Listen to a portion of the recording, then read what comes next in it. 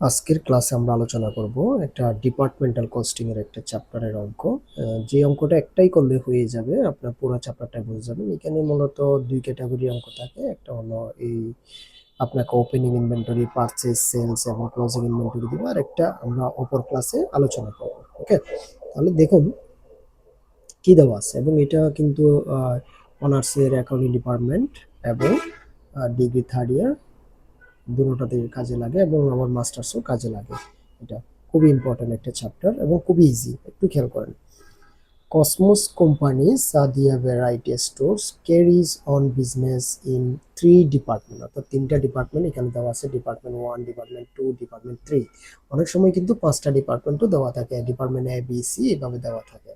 The following information available from their books of accounts as 31st December 2016. তাহলে আপনাকে দেওয়া আছে কি কি? ওপেনিং ইনভেন্টরি, পারচেজ, সেলস এবং ক্লোজিং ইনভেন্টরি। এটা কিন্তু খেয়াল রাখবেন কি কি দেওয়া আছে এগুলো। রেন্ট দেওয়া আছে, ইন্স্যুরেন্স দেওয়া আছে, taxes, general expenses are to be allocated among the department of the ratio 2:1:1 অনুযায়ী। অর্থাৎ এই যে rent, insurance, taxes, general expenses, এই যে চারটা দফা আপনাকে ভাগ করে দিতে হবে তিনটা ডিপার্টমেন্টে 2:1:1, অর্থাৎ 2:1:1। তাহলে যোগ করলে কত হয়? 4। 4 ভাগের 2 ভাগ, 4 ভাগের 1 ভাগ, 4 ভাগের 1 ভাগ অনুযায়ী আপনি প্রত্যেকটা ডিপার্টমেন্টে ভাগ করে করে দিবেন। এরপরে আসতেছে স্যালারিস অ্যান্ড ওয়েজেস, অ্যামাউন্টিং হচ্ছে 5,400 টাকা, যেটা অ্যালোকেটেড হবে relation basis draw up a tabular form the departmental income statement for the following. আপনাকে বের করতে বলেছে কি কি? আপনাকে বের করতে বলেছে ইনকাম স্টেটমেন্ট। আমাদের সবচেয়ে বেশি ইম্পর্টেন্ট দফা হচ্ছে এখানে স্যালারি অ্যান্ড ওয়েজেস, যেটা 5,400 টাকা, এবং সেটা রিলেশন বেসিসে আপনি ভাগ করে দিবেন। রিলেশন বেসিসটা কি সেটা আমরা একটু পরেই বুঝতে পারবো। ওকে, রিলেশন বেসিসটা একটু খেয়াল করুন।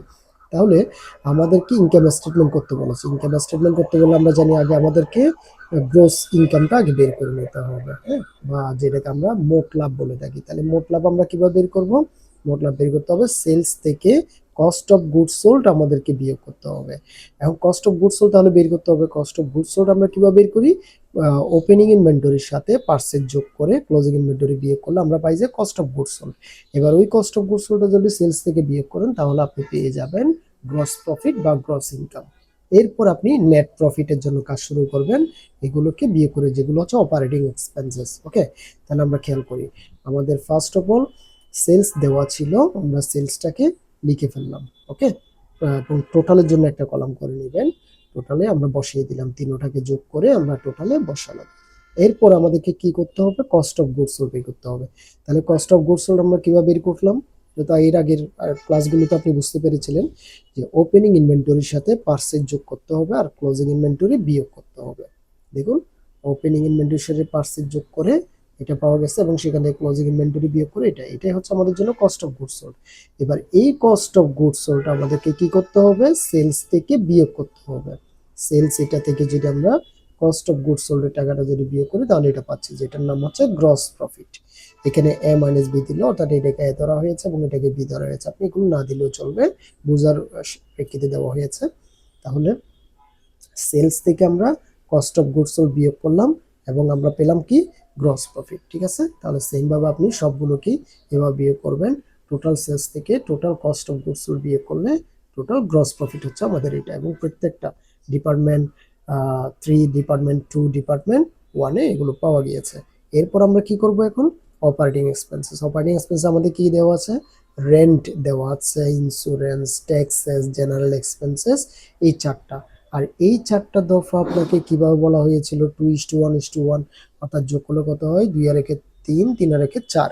4 ভাগের 2 ভাগ যাবে ডিপার্টমেন্ট 1-এ, কোনটার?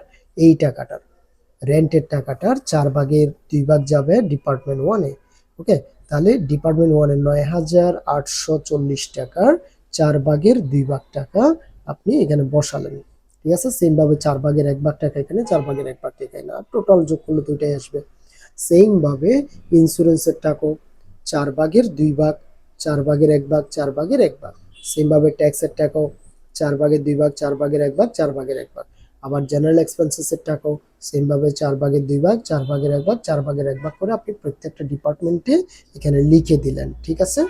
তাহলে এবার আসুন, এখন আপনাকে কি করতে হবে, আমাদের একটা বিষয় ছিল যে কি এখানে বলা ছিল স্যালারিজ অ্যান্ড ওয়েজেস অ্যামাউন্টিং হলো 5,400 টাকা, আর ওই 5,400 টাকা আপনাকে অ্যালোকেট করতে বলেছে রিলেশন বেসিসে।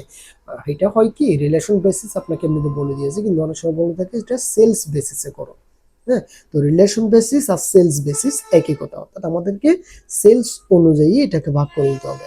এখন সেলস অনুযায়ী যদি আপনি রেশিওটা যদি বের করতে যান তাহলে কিন্তু আপনার অনেক টাইম লাগবে, তাই একটা সহজ উপায় হলো কি টোটাল সেলসের টাকাটা আপনি আগে বের করেন। এই যে আমরা কিন্তু এখানে টোটাল সেলসের টাকাটা বসিয়েছিলাম, এই যে সেলস টোটাল সেলসের টাকাটা আমরা এখানে বসিয়েছিলাম তিনটা যোগ করে। তাহলে আপনি কি করবেন, এই টাকাটা দিয়ে ভাগ করবেন, এই টাকাটা দিয়ে গুণ করলে ডিপার্টমেন্ট 1 পেয়ে যাবেন। সেম ভাবে এই টাকাটা দিয়ে ভাগ করলে এই টাকাটা দিয়ে গুণ করলে ডিপার্টমেন্ট 2 পেয়ে যাবেন। আবার সেম ভাবে এই টাকাটা দিয়ে ভাগ করে এই টাকাটা দিয়ে গুণ করে ডিপার্টমেন্ট 3 পেয়ে যাবেন। কোনটাকে?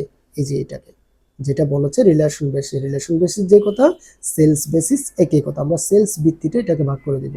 তাহলে সেলস ভিত্তিতে কিভাবে ভাগ করবো, যে এই যে এখন যেটা বললাম টোটাল টাকা এটা দিয়ে এটারে ভাগ করবেন এবং গুণ করবেন ডিপার্টমেন্ট 1 এর জন্য এটাকে। ওকে, সেম ভাবে এই টাকাটা দিয়ে ভাগ করে আবার এই টাকাটা দিয়ে গুণ করলে আপনি পেয়ে যাবেন ডিপার্টমেন্ট 2।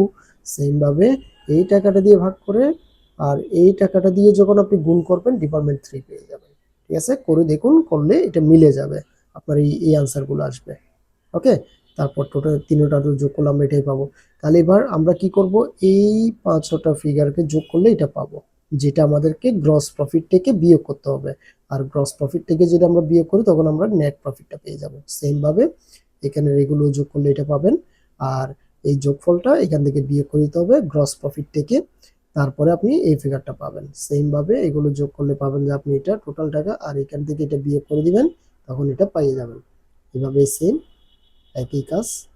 ওকে, তাহলে আপনি নেট প্রফিটটা পেয়ে যাবেন। এইভাবে খুব সহজে আপনি একটা নেট প্রফিট পেতে পারেন। আর এটা যদি না বুঝেন আবার বলেন, তাহলে আমি আবার বুঝিয়ে দিব, কমেন্ট সেকশনে লিখেন, আমি অবশ্যই বুঝিয়ে দিব। আশা করি বুঝতে পেরেছেন, ভিডিওটা রিপ্লাই করে আবার দেখতে পারেন। ওকে, ধন্যবাদ, পরের ক্লাসগুলোতে কথা হবে।